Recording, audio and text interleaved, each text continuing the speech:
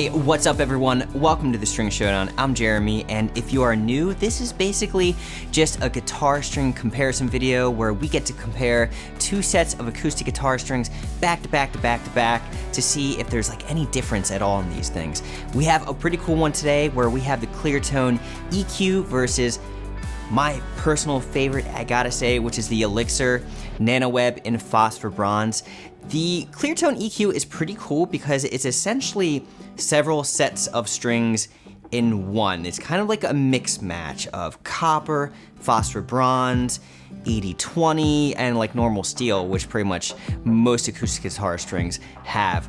But to get specific, the low E string is completely copper, and this adds a lot of low-end sound quality to it. The A and the D strings are phosphor bronze, and the G string is 80-20. 80-20s offer a little bit of brightness to the strings. The B and the E are basically just steel, again, like most strings are. Both sets are 11s to 52s, which essentially every single string demo I do in this channel are gonna be 11 to 52s. There's not great rhyme or reason tonally as to why I do it. I really just like the way they sound the best, and probably more so how they feel. I really like the feel of them.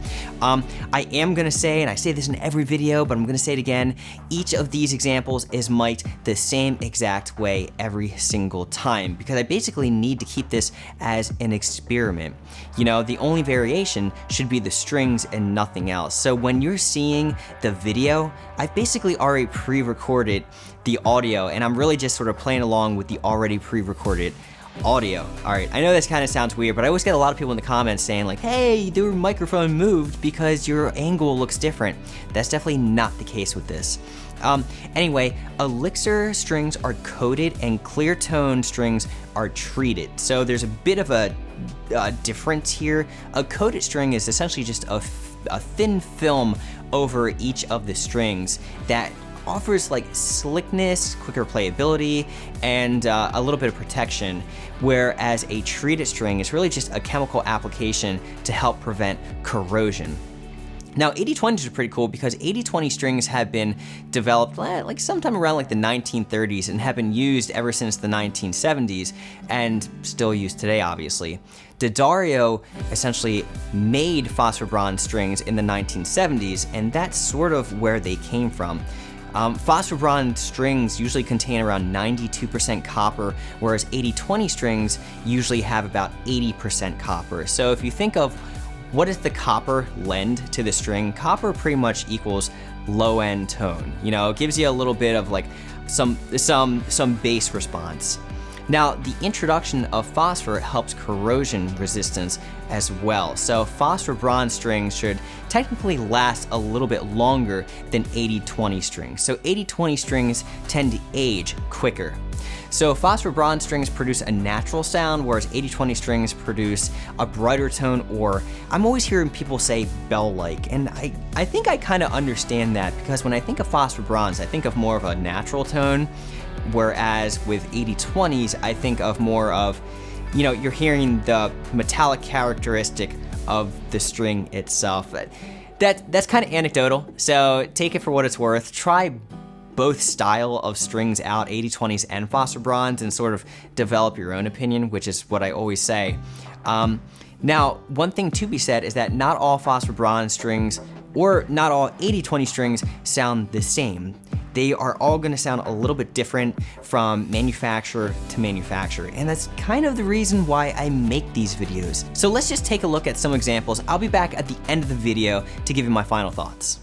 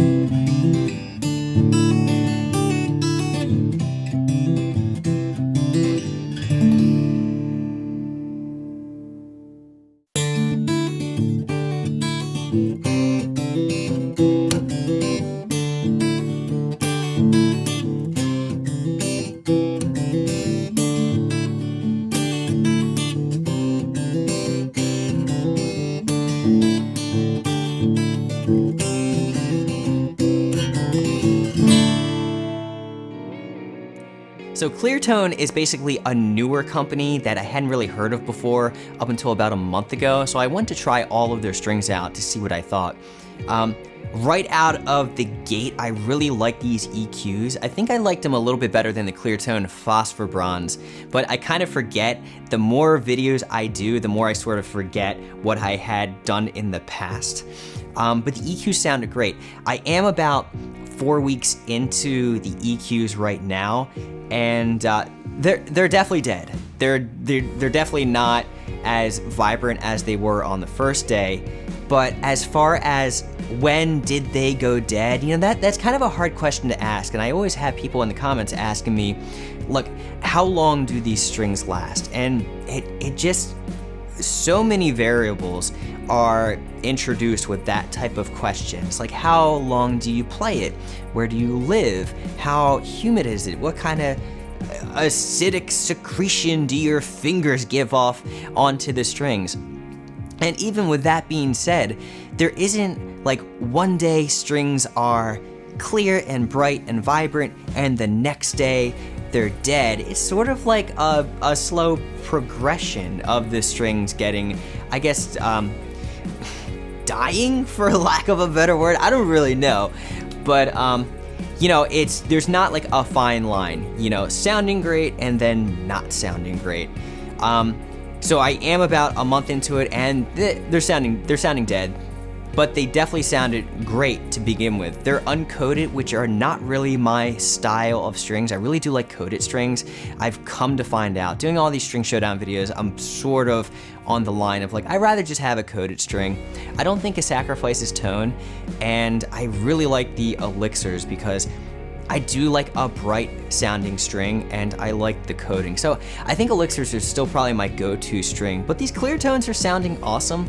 For the price, a $15 to like $17 string, these sound great. But again, I kind of want a string to last as long as humanly possible. You know, I don't want to be changing strings all the time.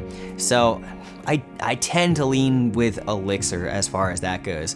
But a lot of people really hate Elixirs because they are a coated string, and you have the enthusiasts who don't want any type of coating whatsoever, which I think is awesome if you're playing, you know, like first position on the guitar, like between the 1st and the 5th fret.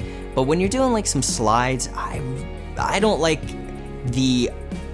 how much friction is caused by an uncoated string. You know, I like the ease of playability with a coated string. So anyway, I hope you guys enjoyed the video. Like the video, subscribe to the channel. I really want to grow this channel, and you know, I'll just see you in the next one. Bye.